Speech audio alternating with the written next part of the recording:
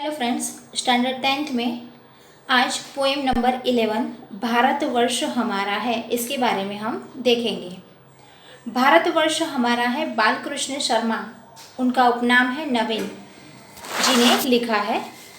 उनका जन्म सन 1897 ईस्वी और निधन सन 1960 ईस्वी में माना जाता है। बालकृष्ण शर्मा का जन्म मध्य प्रदेश के शाजापुर परगने में मदाना गांव में हुआ था। परगना यानी कि जो छोटे छोटे गांव होते हैं वह। 11 वर्ष की आयु में इनकी शिक्षा आरंभ हुई। ये उच्च शिक्षा के लिए कानपुर आए, किंतु गांधी जी के आह्वान पर वे कॉलेज छोड़कर राजनीति में सक्रिय हुए। ज़्यादातर जो कवि हो गए हैं वो स्वतंत्रता में बहुत सारे जुड़ जाने के कारण अपनी पढ़ाई या अपनी जॉब छोड़कर राजनीति में जुड़ गए थे। वैसे ही यहाँ भी बालकृष्ण शर्मा ने अपनी कॉलेज छोड़कर राजनीति में जुड़ गए थे। सक्रिय होना यानी कि उसमें काम करना। स्वतंत्रता आंदोलन का उन पर गहरा प्रभाव पड़ा, इसीलिए राष्ट्रभक्ति और अन्याय के प्रति विद्रोह की चिंगारी उनके भीतर प्रकट हुई। यानी कि उनके अंदर राष्ट्रभक्ति का प्रेम और विद्रोह की चिंगारी, मतलब कि अंग्रेजों के सामने लड़ना, ये सारा भाव उनके अंदर पैदा हुआ या प्रकट हुआ। अपने लंबे राजनीतिक जीवन के दौरान इन्हें कई बार जेल जाना पड़ा, जो एक राष्ट्र प्रेम ही बताता है। ये लोकसभा और राज्यसभा के सदस्य भी रह चुके हैं। कुछ समय तक इन्होंने प्रभा और प्रताप पत्रों का संपादन भी किया था। भारत सरकार द्वारा इन्हें पद्म भूषण से सम्मानित किया गया। कुमकुम, रश्मि रेखा, उर्मिला तथा हम विष पाई जन्म के आदि इनकी सुप्रसिद्ध रचनाएं हैं। भारतवर्ष हमारा है काव्य राष्ट्र प्रेम से भरपूर है। स्वतंत्रता की लहर से भारत के नवनिर्माण के लिए कवि ने आह्वान किया है।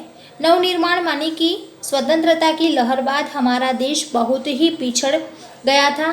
सब देशों की गिनती में बहुत पीछे था, क्योंकि अंग्रेज लोग आकर यहाँ से बहुत सारा धन लूट कर गए थे और हम पर बहुत सारा अत्याचार भी कर गए थे। लेकिन फिर भी आज भारत नवनिर्माण से खड़ा हो गया है और बाकी अन्य देशों की गिनती में आ चुका है।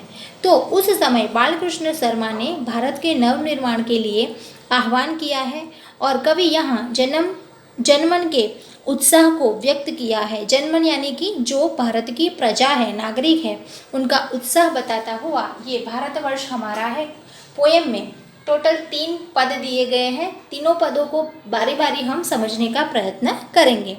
सबसे पहले कवि ने बताया है कि कोटि कोटि कंठों से निकली आज यही स्वर धारा है। भारतवर्ष हमारा है, यह हिंदुस्तान हमारा है। जिस दिन सबसे पहले जागी नवसृजन के स्वप्न घने, जिस दिन देश काल के दो दो विस्मृत विमल वितान तले, जिस दिन नभ के तारे छिटके, जिस दिन सूरज चांद बने, तब से है यह देश हमारा, यह अभिमान हमारा है। भारतवर्ष हमारा है, यह हिंदुस्तान हमारा है। सबसे पहले देखा जाए तो भारत देश एक धार्मिक संस्कृति और सभ्यता का देश है।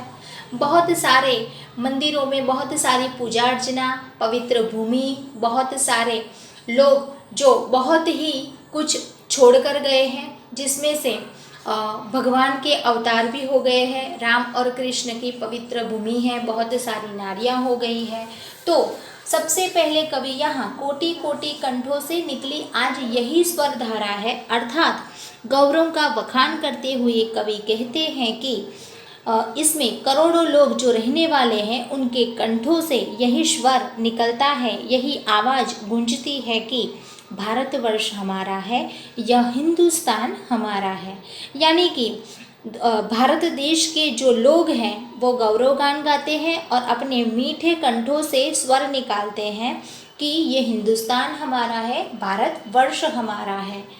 आगे कवि ने बताया है कि जिस दिन सबसे पहले जागे नवसृजन के स्वप्न घने, यानी कि कवि कहते हैं कि हमारा भारतवर्ष अत्यंत प्राचीन एवं गौरवशाली देश है जो सबसे पहले जागे, और इसके रचयिता के मन में विश्व का निर्माण करने का जब ख्याल आया होगा, तब उस समय धरती और आकाश का निर्माण हुआ होगा।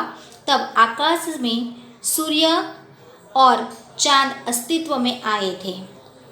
यानी कि सबसे पहले अत्यंत प्राचीन और गौरवशाली देश है और नवसृजनहार के स्वप्न घने माने कि जिसने ये सर्जन किया, जिन्होंने ये स्वप्न देखा सुंदर भारत का जो निर्माण किया, उसका निर्माण करने वाले के मन में जो ख्याल आया, उसमें सबसे पहले दिन नभ के तारे छिटके जिस दिन सूरज चांद बने, अर्थात जिस समय आकाश में सूर्य और चांद अस्तित्व में आए थे तथा आकाश में सर्वत्र तारे फैल गए थे, तब से हमारा भारत देश अस्तित्व में है। यानी कि उनको प्राचीन तो किस वक्त से, किस समय से प्राचीन माना गया है, तो जब से सूरज और चांद बने हैं तब से हमारा भारत देश बना है।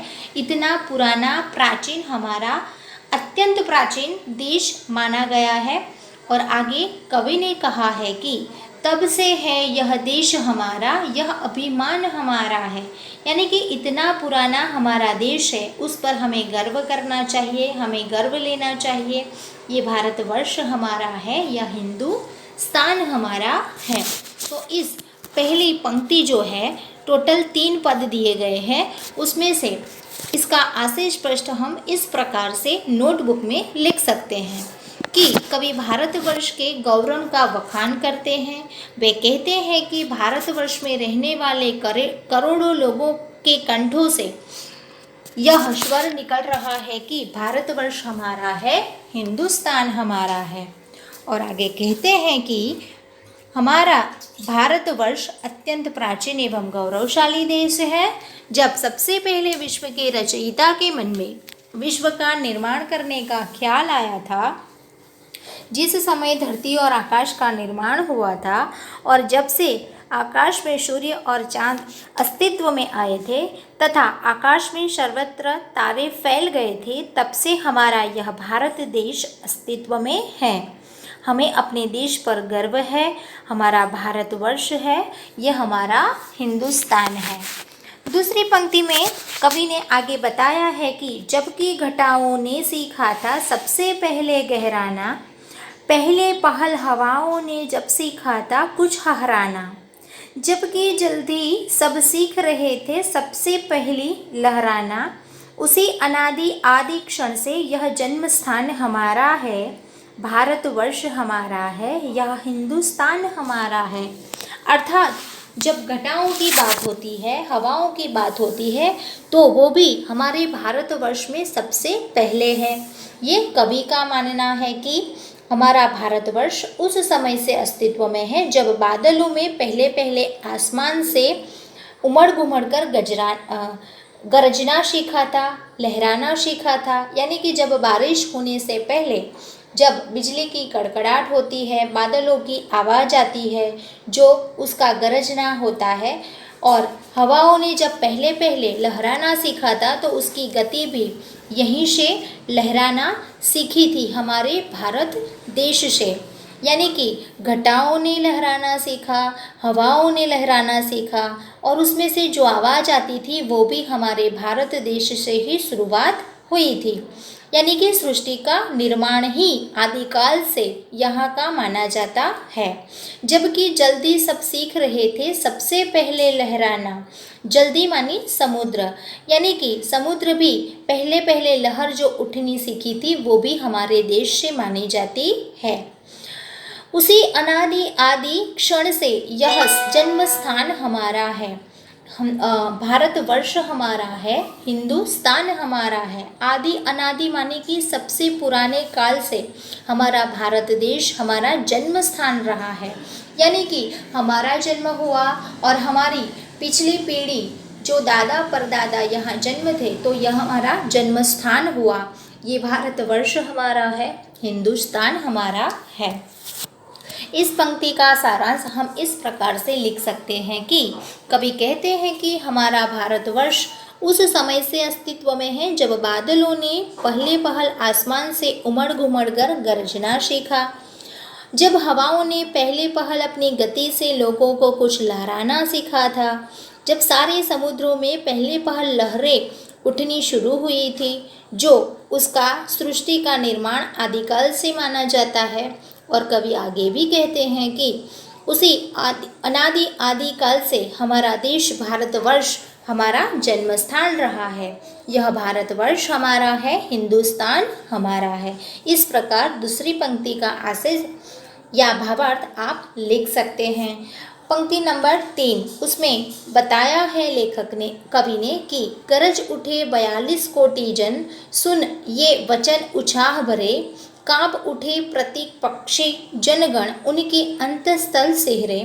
आज नए युग के नयनों से ज्वलित अग्नि के पुंज भरे, कौन सामने आएगा, यह देश महान हमारा है, भारतवर्ष हमारा है, यह हिंदुस्तान हमारा है। इसका अर्थ इस प्रकार से है कि कवि कहते हैं कि भारतवर्ष की समूची यानी कि 42 करोड़ की जो जनता है, यानी कि पूरी जनता जो है, एक ही स्वर में गा रही है कि भारतवर्ष हमारा है, हिंदुस्तान हमारा है। ये हुंकार भर रहे हैं या आवाज दे रहे हैं। उत्साह भरे यानी कि हुंकार भरे। कांप उठे पक्षी जनगण, जनगण यानी कि जो देशवासी है वो पूरे उत्साह से वचन बोल रहे हैं। उनके अंतस्थल सिहरे यानी कि अंदर से आवाज आ रही है। उनके दिल दहल उठे हैं और दुश्मनों को यानी उनके विरोधों के प्रति उनके दिल में बहुत ही दहल है कि आज हम उनको खत्म कर दें। और आज नए युग के नयनों से ज्वलित अग्नि के पुंज भरे, अर्थात आज के नए युग के जो हमारे देशवासियों की आंखों में दुश्मनों के लिए जो आग के शोले भड़क रहे हैं, यानी कि जो दुश्मन हमारे देश के जो दुश्मन हैं, उस दुश्मनों को हम किस प्रकार उसका खात्मा बुला दे या उसमें से निकाल दे, वो शोले हर एक की आंखों में दिखाई पड़ते हैं। कौन सामने आएगा, यह देश महान हमारा। और अंत में कवि ये कहते हैं कि जब हमारे देश में हमारे देश के इतने सारे विरोधी दुश्मन हैं तो उनका सामना करने के लिए किसी में हिम्मत नहीं है, यानी कि इन लोगों का सामना करने की किसी में हिम्मत नहीं है, क्योंकि हमारे भारतवासी का जो नागरिक है वो बहुत ही ताकतवर है और हमारा देश भी महान है। और अंत में कहा है कि भारतवर्ष हमारा है, हिंदुस्तान हमारा है। इसका भावार्थ इस प्रकार से है कि कवि कहते हैं कि भारत की समूची 42 करोड़ की जनता एक ही स्वर में भारतवर्ष हमारा है, यह हिंदुस्तान हमारा है कि हुंकार भर रही है, यानी कि पुकार कर रही है, आवाज कर रही है। वे कहते हैं कि देशवासियों के ये उत्साह भरे वचन सुनकर हमारे विरोधियों के दिल दहल उठे हैं, दुश्मनों के प्रति दहल उठे हैं। आज के नए युग के हमारे देशवासियों की आंखों में दुश्मनों के लिए आग के शोले भड़क रहे हैं और इन लोगों का सामना करने की किसी में हिम्मत नहीं है। हमारा देश महान है, यह भारतवर्ष हमारा है, हिंदुस्तान हमारा है। और आशय स्पष्ट में भी ये तीसरी पंक्ति जो हमने देखी वो आशय स्पष्ट के लिए भी एक्सरसाइज में है, तो आप सीधा अर्थ इसमें से भी लिख सकते हैं। और नोटबुक में तीनों लिखने के बाद एक्सरसाइज में लिखने की ज़रूरत नहीं है। तो इस 3 में से कोई भी आपको आशय स्पष्ट के लिए एग्ज़ाम में पूछा जा सकता है, इसलिए आपको अपनी नोटबुक में ये लिखना है। Thank you.